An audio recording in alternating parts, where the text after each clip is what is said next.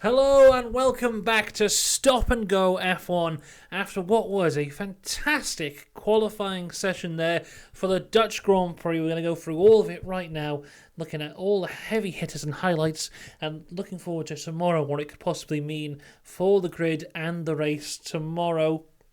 Before we get into all that though, make sure you subscribe. You have to, that's the rules. And we'll be covering all the F1 and the F2 this weekend, so a lot of content still to come throughout the rest of the weekend. But let's start with qualifying. And it's been a wet day in Zandvoort today. If you watch the F2, you know just how bad it possibly could get there today. But as we start Q1, it looks like the track had improved quite a bit, dried up quite well, but it's still not suitable for dry tyres at the start of qualifying with all cars going out on intermediates. Something very interesting that's happened throughout all this weekend is a lot of people making big mistakes, firstly into turn 1 and then also into turn 12, which is that section just before the start of sector 3, where it's the little bit of the straight, then the right curve left into the big turn onto the final straight. There's a little gravel there, and a lot of people going through there and damaging their floor a little bit.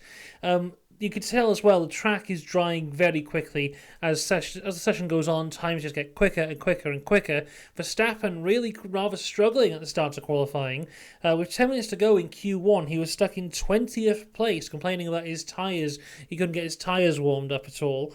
But yeah, it was a close session across the board. A lot of actual competition for the top places in each of the sessions. In Q1, there was nearly a crash between Piastri and Carlos Sainz. When Sainz came out of the pits, Piastri was on a lap. Sainz didn't see him, nearly hit him there. They haven't said anything about that yet. That might be a penalty, not too sure.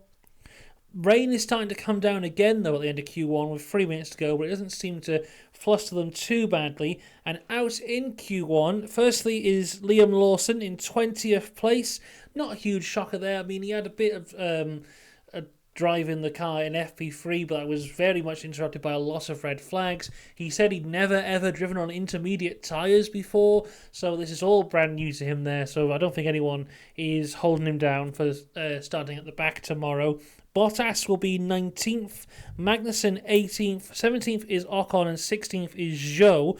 Albon topped the session by 0.026 seconds ahead of Max Verstappen. And Charles Leclerc struggling as well.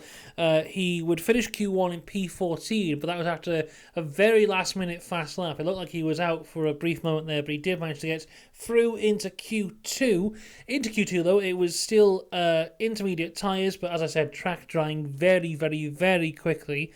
As the session goes on, majority of them pit for newer intermediates, and out in Q2 is Hulkenberg in 15th, Yuki Tsunoda in 14th, Lewis Hamilton, the big shocker, out in 13th place, Gasly was 12th, and then Lance Stroll just missing out in 11th. The big news, though, was for Logan Sargent, who made it into Q3 for the first time ever, finishing P10 in Q2, becoming the first American driver to qualify in the top 10 since Michael Andretti in the Italian GP of 1993, which means in my entire lifetime there has not been an American driver in the top 10 in qualifying until now.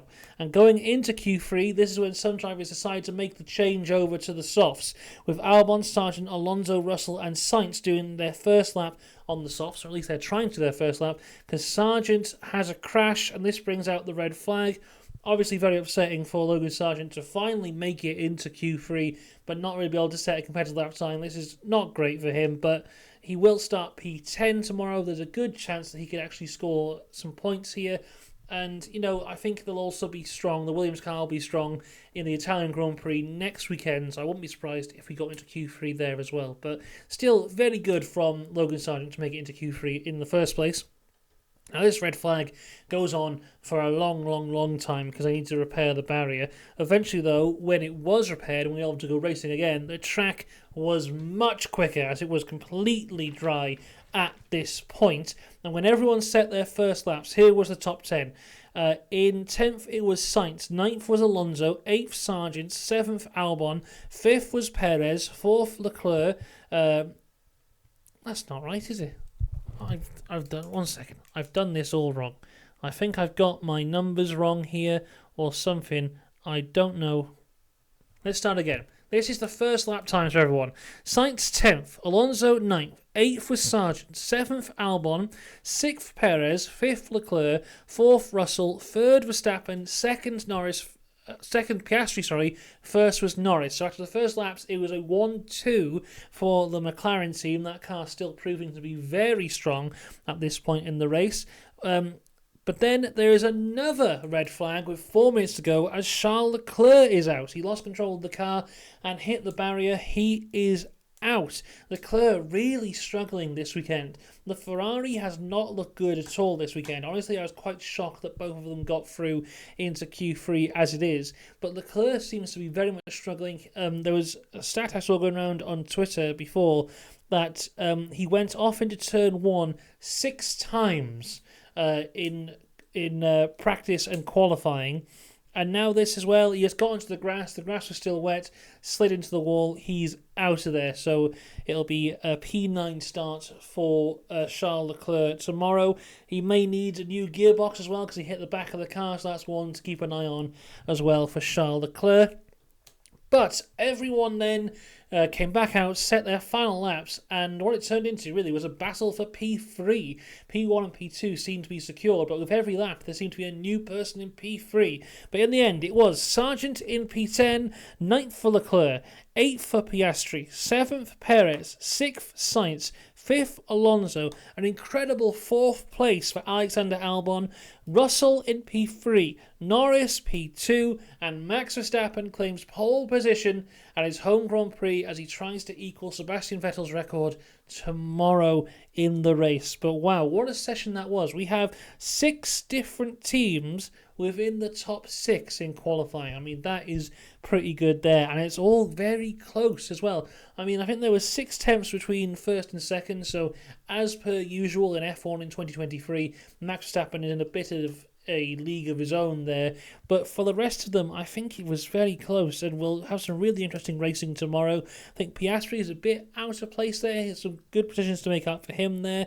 I do think that the Ferrari may struggle, may see them going backwards. Be interesting to see what the Williams can do. What can Lewis Hamilton do? Where was he again? 13th place for Lewis Hamilton. Of course, keeping an eye on Liam Lawson. I almost said Logan Piastri then. Liam Lawson, will be keeping an eye on him as he starts from the back of the grid on his F1 debut. But there is a lot to keep an eye on tomorrow. Very exciting race. Lots of stories up and down the grid. Really excited for it. Looking forward to it. I think there may be the threat of rain as well, which of course will spice things up yet again. We are setting the stage here for what could be a very, very good race. So make sure you subscribe to the channel because we'll be here tomorrow to discuss all of it. Sorry for my inability to speak in this video. I'm trying my best, I promise you. I will see you tomorrow. Have a great rest of your Saturday. Let's go racing tomorrow. Tomorrow is the race day. Tomorrow.